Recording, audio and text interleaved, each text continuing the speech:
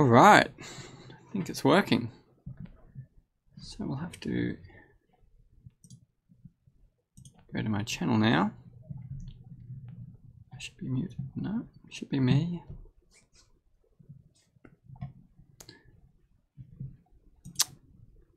Tell me I didn't forget to update the details. Oh.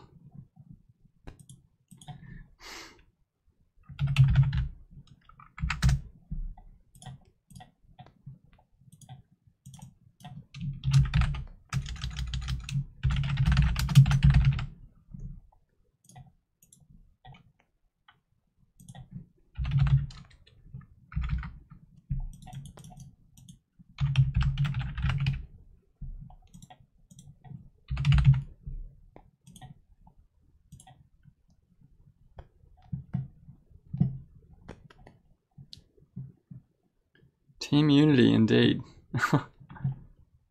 Okay. So have we got some viewers yet? Hi, Tuttle family. Very nice.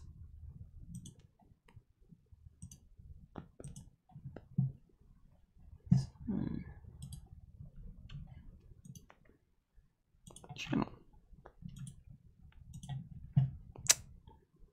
Is it still not updated my details? Teething problems.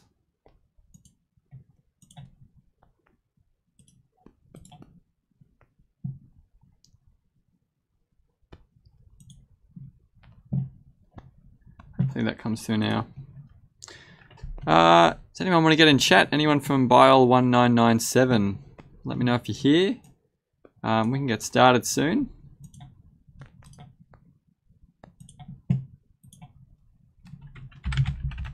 Hello. Have we got some people from Sydney Uni here? Just let me know, and then you can start to tell me what kind of things you want demonstrated. Time? Late. A couple minutes late. It's possible. Yes, I think we're running slightly late here. But I think we have things set up nicely, so hopefully that won't be a big problem. I've already got a script running here, so I have a game where the cube spins. So I can show you how to program a spinning cube, if people are keen.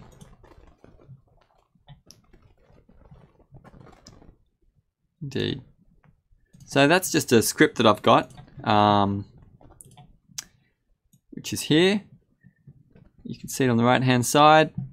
It's got a variable, public float speed, so that's a variable that the game can see called speed, and it has this transform.rotate, so it rotates the object based on zeros, comma speed, comma 0, so on one axis.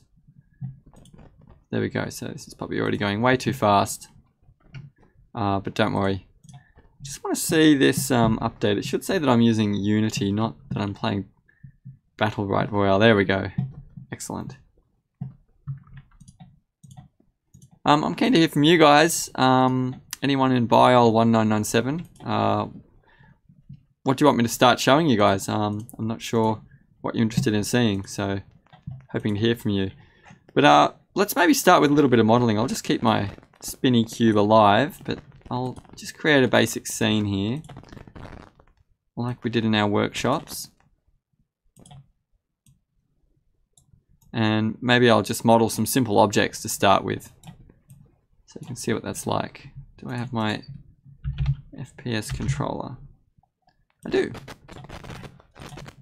So I like to start by making a material here that's not too bright for the ground. That's good. Okay, so I've already added my first person controller, and I've added a little bit of a ground. And as you can see, we can walk around inside the game. Not too bad. And we can even see our spinning object if we like.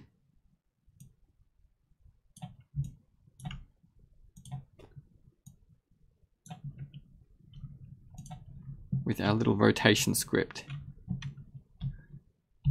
Very nice.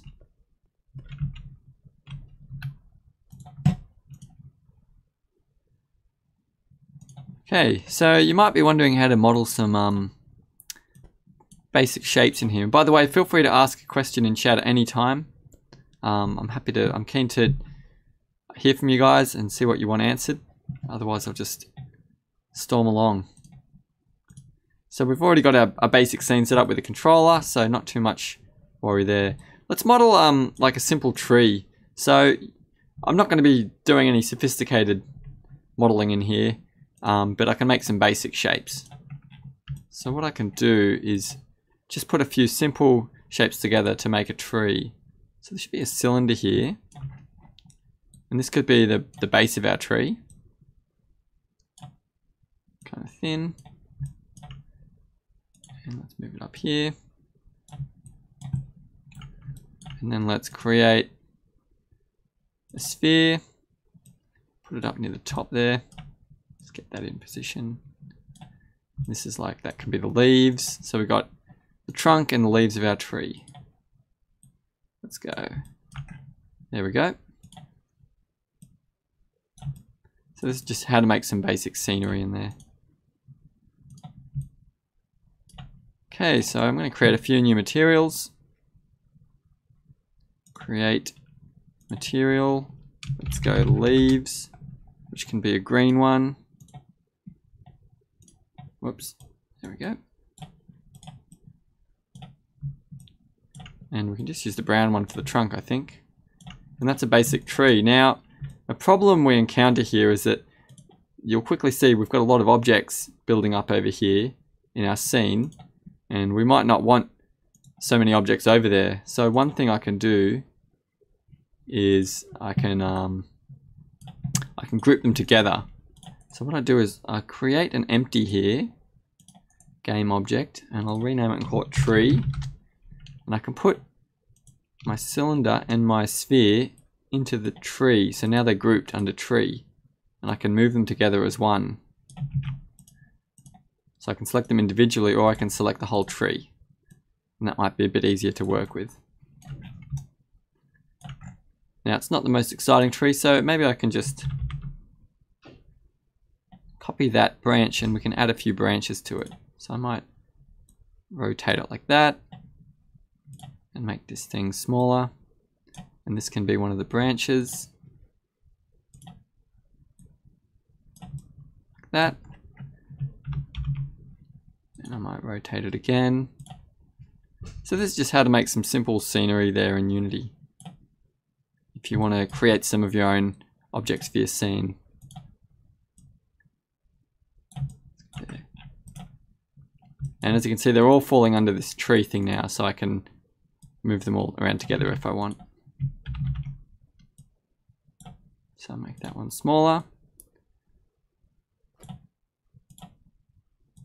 So that's like kind of an abstract little tree there.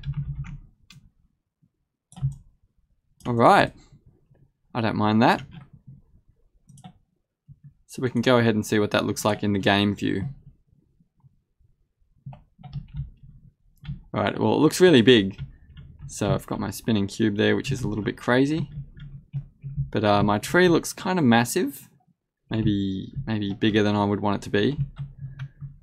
So I might get the whole thing and select the tree here in my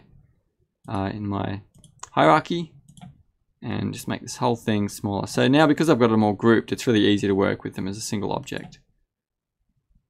So it can definitely save you time if you start to work that way. There we go. So that's more tree size, maybe even smaller still.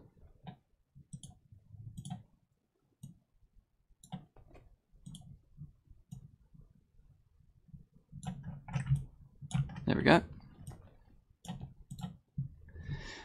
How do you make the laser for shooting the GFP like the one in the VR? Hey Nevi. Hey Solar. Yes, I'm streaming at work. That's this is for work. So yeah. So to make the GFP laser, we'll just be using a file that I'm going to give you. So I can actually demonstrate that. I'll be making that file available after Friday, so I can show how that works as well. So there you go, I've modeled a simple tree, but yeah, I'll show you that thing now. Alright. So, I'll be giving you a package called, I think it's like OVR fluorescence or something. So let's get that started. So, once you have the file, which I'll make available to you guys shortly, you go import package, custom package, and I've got the file ready here, but not on canvas yet. So I'm just going to have to find it. Where did I put that thing? Oh, preparation is real. Could have sworn that's where it was going to be. Let me check on my computer first, sorry.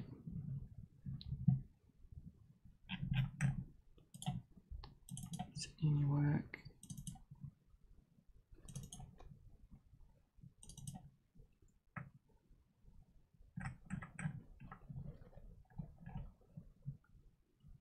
No, it's not there.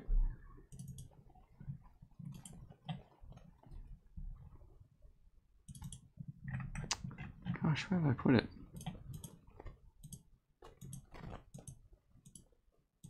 There it is, model, no, packages. Ah, okay.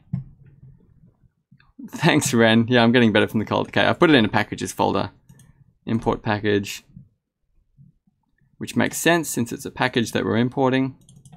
That's what I get for moving things around. Packages, OVR fluorescence v1.1. So I import that package now. This will take a minute. Just to get that. Yeah, I think Teg's doing better too, thanks. Okay, so I got to import this, as with many things. I don't think you can see that it's importing all this stuff at the moment, but it is. And so I'm just waiting on it to compile and import all these scripts and stuff. The scene doesn't have too many scripts, but you will see it does have some. Okay, now I'm going to open up the main. No, I don't need to save that. Okay, so this is the basic fluorescence simulation scene. So I've just imported the package and I've opened up a scene called main. Now that contains a few things. It actually contains some scripts. It contains these objects and a couple of platforms, and it has this background. So straight off the bat, this actually won't work. It's designed to work on an Oculus Rift. So if I hit play, it will not really let me fully control the scene properly, but I can actually change that. So I can quickly adjust the scene just for the purpose of testing for it to run on my as a first-person controller game. So what I have to do is I have to delete. And for your final scene, you shouldn't be doing this. You'll want to make sure you put this back in just an OVR player controller, but you can actually get that back really easily. So if you remember, you put a first-person character into the scene. Well, that's a character for like a desktop sort of controller with a mouse and keyboard. But the OVR player controller is for an Oculus Rift type controller. So if I delete that, now we shouldn't be able to play the scene at all. There should be no camera. That's correct, so it doesn't function. That's good. So what I'll do is I'll put an FPS controller in, and you can see the scene working. So let's put an FPS in there. Now let's try running the scene. Okay, so you'll see that it actually works. I can move around and walk around, and there's this red ball, which is the raycaster that comes out of my like my player, I guess. I can point it at these things, and they fluoresce. So these guys have all the scripts that they need to work. So I'll give you guys access to this fluorescence thing probably maybe tomorrow or early next week. But it seems to be working well here.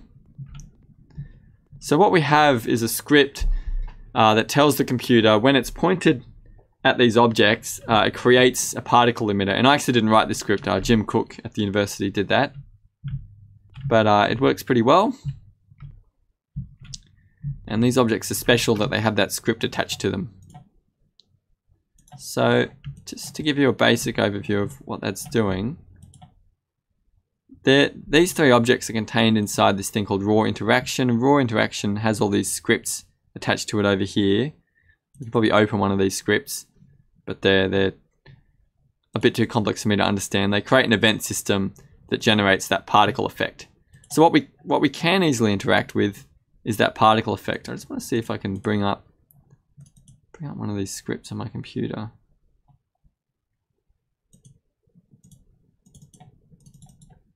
I'm not sure. It should be in there, raw interaction. Yeah, this is the script. There we go. You can't necessarily see that, can you? But it's actually showing me the script over here on the right hand side under the inspector. And there's a few other scripts involved as well. I don't really know how they work, so I'm not going to go into that too much. So luckily we've made all this scene available to you working as it is here. So that'll mean you'll have everything that you need. So what I can do is I can import the GFP now. Welcome to the Lion Pride. Just going to quickly go onto Canvas and just check if anyone's left any questions about this live stream session before I go ahead there.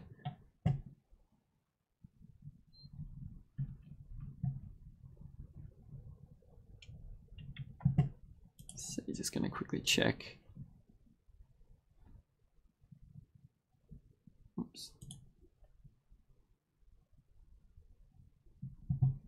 So, has anyone commented in there? Yeah, that's right. It has a hitbox. I don't know too much about it. The funny thing is the script is contained inside the parent object here called raw interaction. And it has hover callbacks, on hover exit. So I don't really know how the scripts work. I know that, yeah, I couldn't actually tell you too much about how it works. Jim programmed it and I know how to use it and, you know, sort of interact with it in Unity. But we'd have to talk to Jim to really understand exactly how that thing works. See, I've already got my molecules in here, which is neat. So I can throw in a GFP. So I was just checking the announcements there in case anyone's been asking any questions. No, nothing there. That's good. Okay, so I can drag a GFP in. And there's my GFP, and I can try to get it on top of that object. So I kind of have to look from all angles.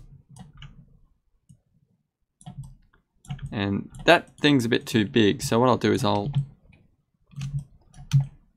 So now I'm essentially making the simulation by, you know, putting the fluorescence object inside the GFP, and then I can actually bind them all together, I think. So I can put them all inside the GFP.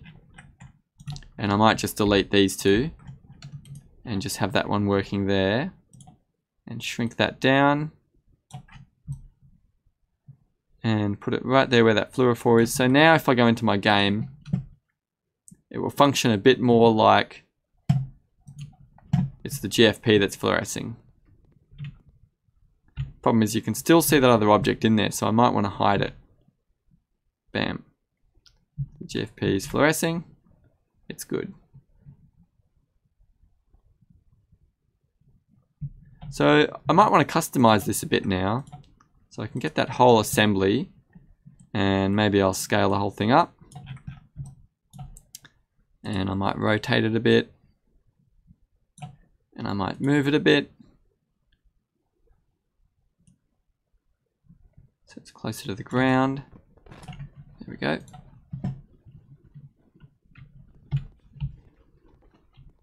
Okay.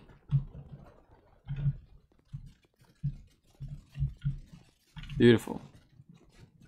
So that's basically it. The GFP is fluorescing now. So now I'd be focused more on how to make the scene more interesting and add more, you know, make it like a little museum for this GFP molecule. So I could start importing assets and make it like a nature area, or I could make it look like it's inside a museum and start to add some kind of like building components around here and stuff like that. So that's the main part for the GFP. So now you'd be more worried about the scenery and stuff like that.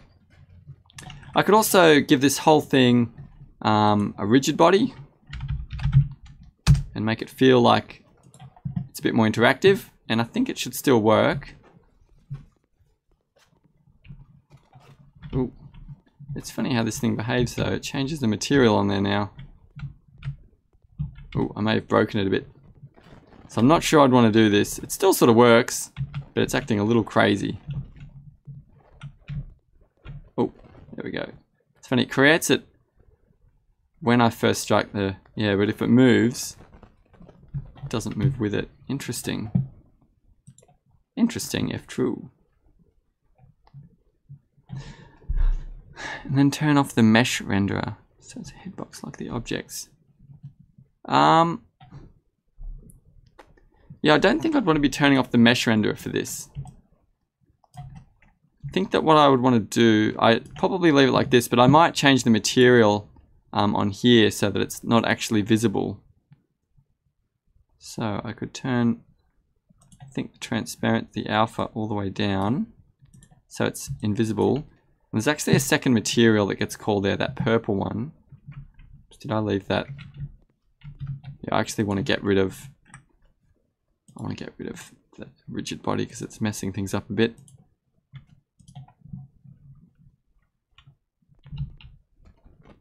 Okay, now it still calls that purple one, so I kind of want to get rid of that material too.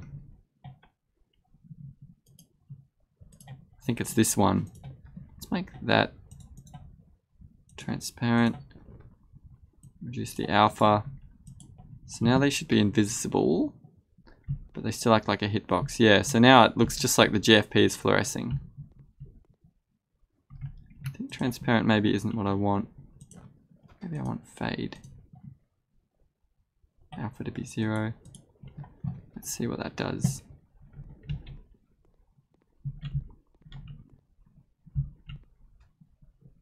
Cool, so now it's just the GFP that fluoresces, and only when I shoot right inside the fluorophore component in the middle there. And that's roughly where the fluorophore is. So another thing we can do is we can start to modify that particle system. So I think this is the one there. So if I go to my root assets folder, I've got this particle system here called particle system 2. Now I know because I've looked at the script that that's the system that it calls. I might be able to show that to you. Ooh. Yeah, it's complicated. But I know that this particle system here is the one that changes it. So there's a whole bunch of settings in here for these particles, and we can customize our representation of fluorescence. And that's something I think you'll have to do as part of the activity. So what I'll do is, I'll start by just changing this color here that's green. So maybe I want to make it red fluorescence, and let's see what happens there. Okay, the little particles are red, but the beams aren't red. So I might need to change those as well. So that's under trails here. So if I look on the right hand side, there's a whole lot of settings for this particle system. Remember, I've got the particle system selected, and I've got all these settings over here. Now the trail has some properties, including like thickness and also the color. So let's make this one red as well, because maybe I want to represent red fluorescent protein, make it really saturated, instead of green fluorescent protein. Make it go a bit orange. So let's do it the other way around. Let's start it off a little bit yellow, and then the trail can become kind of red, and then you can see it fades out there, but we'll make it really red. Okay. So now the fluorescence should be red instead of green. There you go. So I've essentially made RFP, red fluorescent protein, instead of green fluorescent protein. So some other things, I could change the width of the trail. So I think I can make it like ridiculously big. Not sure, is that the right one? There's a whole bunch of numbers here. There we go. So that looks kind of crazy. So I'll be going through all this again in next week's tutorial. RFP, the brain on this man is huge. Yep.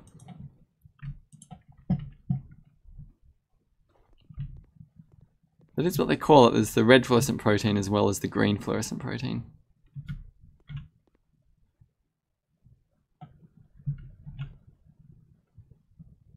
Okay.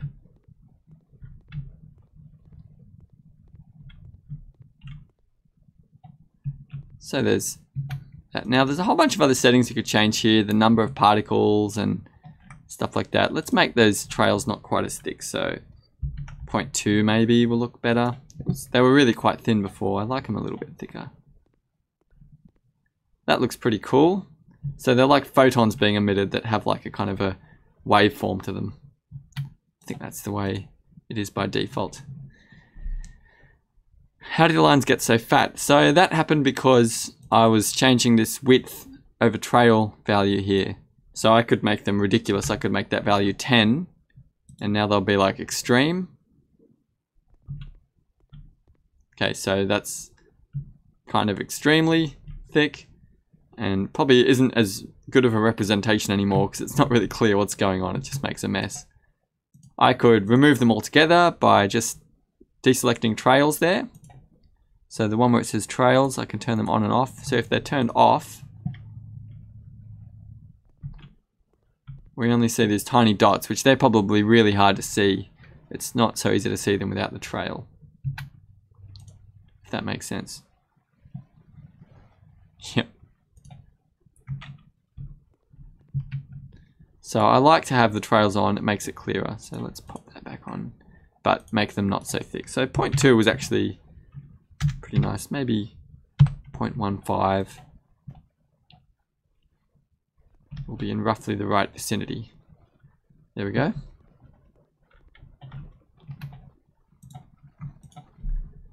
So what's next? What are you guys interested in seeing? Is there anything anyone's having trouble with they want to ask about? I'm happy to field questions. If not, I could show a bit more modeling of some of the objects. Let me look at what I wrote in my what I wrote that I was going to show you guys. So I wrote getting started in Unity, navigation, importing objects. Just kind of already touched on that. Setting up simple physics and particle systems. I've shown you that. Using the Raycaster simulator. Yep, creating a racing game. That's good. Okay. So I might do that in addition to this. So I've actually prepared a little bit of stuff, but I might have to do a little bit of work to get that. Let me just quickly go into Blender and export this object I've made. So I made a little racing track in Blender that I'd have to switch over to Blender to show you, but I don't know if I will. Okay. Actually, yeah, let's switch over to Blender for a second. So I'm just going to edit this one. Let's change it to, got a Blender in there. Blender.exe. All right. Okay. So here's my racetrack in Blender. So this is one that I've modeled. So I'm not going to be teaching any modeling for this activity, but if you wanted to, you know, this is some stuff you could learn, and you could go in there and make some models to use. I just have to do a little bit of work to make this suitable, so it's just a bit. I think it doesn't connect to itself. Yeah, I have to hook it up there. So I'm actually just going to apply. Whoops. Don't want that one. Don't want that one either. Okay. Just got to do some cleanup here.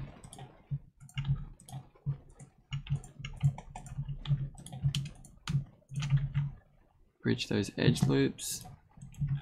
Okay, now I can export this and then use it in Unity. So let's go ahead and do that. If you want, I can make some more models available to you guys that I've made in Blender as another package. So let me know if that's interesting to you guys, and I'll upload some more objects onto Canvas that can be used. Let's apply. You know what? I don't really. Yeah, let's apply that. Ooh, why does it do that? Change the shape. Oh, I know why.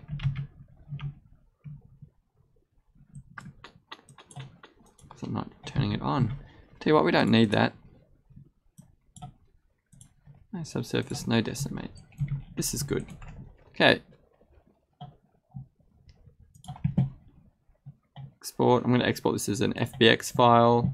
Only the selected objects. It's on E drive fun. Racetrack.fbx.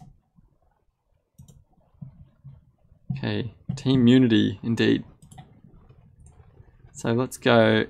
I'm going to switch back over to Unity now, because I've exported that. So change this one back to Unity. And we're back. So now I can import. No, I just have to drag. Actually, I just have to drag that into there, I think. E drive fun racetrack.fbx. So I'm just going to drag that in there. So I've added the racetrack model to my scene, and there it is. That looks a bit wacky. Let's just see what we've got. Has it worked? Yeah, I think it's actually there. I think it's okay. So it needs a couple of materials on there. Yeah, so there's the inner part. There's an outer part there as well. So if I just make that look like that, make this one that, there's my racetrack. So we can make this game a race around GFP kind of situation.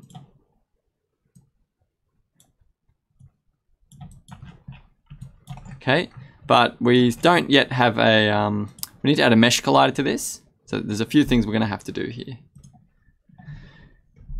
Can you call us Team Unity in class? Happy to call you Team Unity, that's no worries. So let us we got to add a mesh collider to this first, so let's do that. So it uses the mesh quickly. So now let's just check that it's at least working here. Okay, it's a bit small, but I think I can stand on it. Looks a bit funky too. But I believe that's working. Okay, so that's my racetrack. I might make it a bit bigger, you know. Move her up just slightly. Okay. What if I have some terrain? I need some trees. Have I modeled some trees? Models? No. Resources. Models. Where have I put my trees?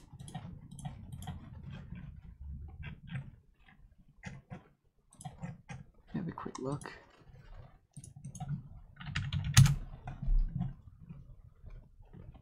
It's tree leaves. That is not what I'm searching for. Oh, I just found it.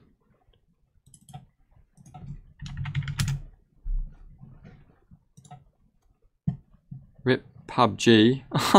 What happened to PUBG? PUBG's doing fine. Gumtree.fbx.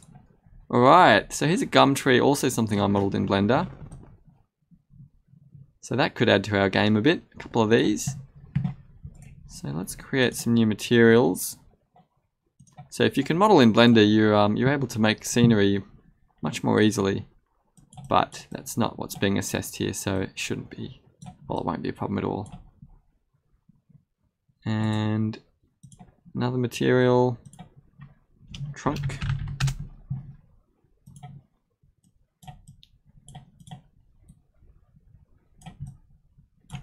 Okay, now that doesn't look, it's too shiny. Yeah, it needs to have no smoothness. The leaves can be a bit shiny, I think, but not too shiny. Okay, let's see how that looks, and then we might add our car into the scene. Broccolis? That's not bad. My broccoli tree. It's meant to be a gum tree, actually. I think it's pretty cool. It's about the right size. Add it to part of our race course here. So we need to add a vehicle now. Do we have the vehicles in here? We do. Ah.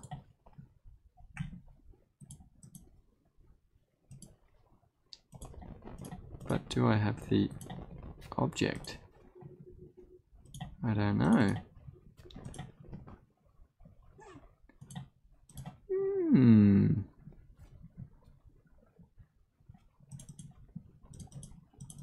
Just a bunch of scripts. Might have to import vehicles. Seems I don't have everything in there. Possible to make the car crash and brake. I don't think that's part of the standard package. So the standard one just creates a car that you can control a bit.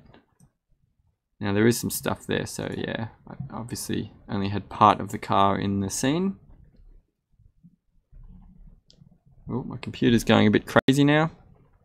Trying to handle all this. I should close my racetrack.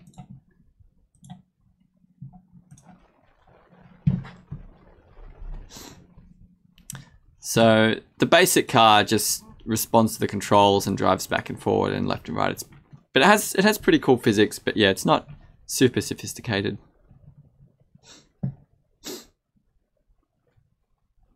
Now what I can do is get that. I just need to find out prefabs. Okay, so there's the car prefab. Let's put it on the track. And let's rotate it by 90 degrees. The other 90. Whoops. Minus 902. And just make sure it's not stuck inside the ground there. Now I'm going to delete my first person controller. I'm going to add a new camera. Game object, camera. I'm going to pop it here. I'm going to also rotate this by 90 degrees. Where did it go? Why are you over there? Whoops, that was position. This is why we've got to be careful.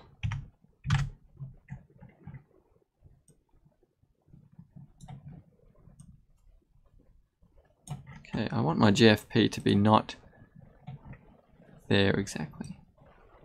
It needs to be there.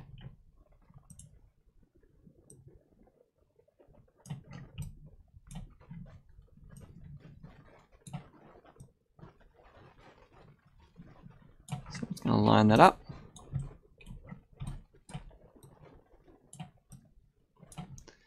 Change the angle of this a bit. That's too much. There we go. Tell you what else, I want to change the perspective so it's a bit more zoom. Yeah, that looks cool. Now I can attach this camera to the car and just specify that that's the main camera. And now I should be able to drive around in my scene. So let's see if this... Alright. So there you go, there's a racing game. Ooh, it's hard. Okay, so good luck winning this. And now my car's stuck. So if you don't succeed, you get punished really heavily and you get stuck. RFP. It's good, thanks, Teg.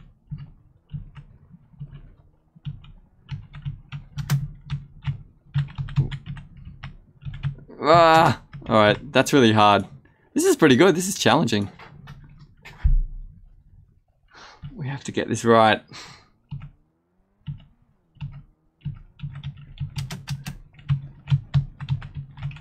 No, mustn't fall off. There we go. Got it.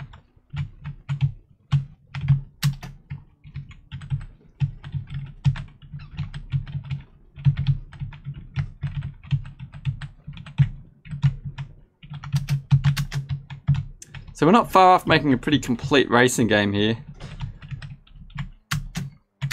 Ah! Alright, no success. Whee! I wonder if we can still point this at the GFP and make it fluoresce. The problem is it's hard to aim it up and down. But I can see that I've still got my little raycaster thing on there because it's just built into the scene here. Oh, I can't aim it up enough. So the racing game makes it hard to make the GFP fluoresce, and my car's stuck again. Let's see what we can do. Hey, nominal TV. No. Okay, so that was cool. That's pretty fun actually, but it's a lot easier to make this work with my FPS controller. Just pop one of those in just to check that things are still working. Yes. Okay. So that's our GFP fluorescence. So what can we do to make our scene more interesting? I would add more molecules to this scene. I think that's what we really need. So I could get a, I feel like putting a Zika virus there. This Zika virus is not, it's just not big enough, is it? See, I scaled them all to start off as 4. So if I go to my GFP, oh, that's a bit bigger. That's 10 times the original size. So I might also make Zika 10 times as well.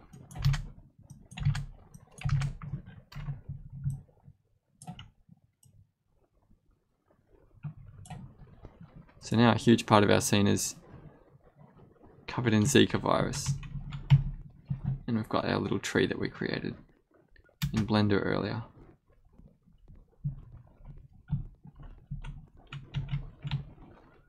So these things are to scale actually, so you can see how big is green fluorescent protein compared to Zika. Well, it's pretty small by comparison.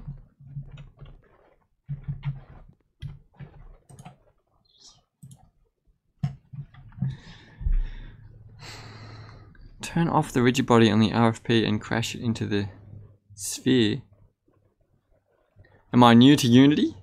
Yeah, I've only been using it for like a year, but only very occasionally, so I'm not particularly experienced with it, but we're just doing a basic activity with it here at Sydney Uni. So I'm just exploring some of the basic stuff that you can do. We've used it to make this GFP fluorescence sim here. There it is. In this case it's red fluorescent protein because it's giving off red light. Okay. I wanted to check if anyone had any basic questions about the activity. Did anyone want help with saving their files or just getting started or anything like that? Not hearing too much from a lot of the students here. So yeah, I think we've covered most of the things I wanted to talk about there. Okay, well I think we might leave it at that for today. Or actually maybe I'll just export this actually. I'll export my scene so that you can just see how that's done. So to export it we need to find where our scene is in our navigator. So the easiest way to do that, I really don't know. If I go to assets, it's called main. So my scene is called main. I haven't done it yet.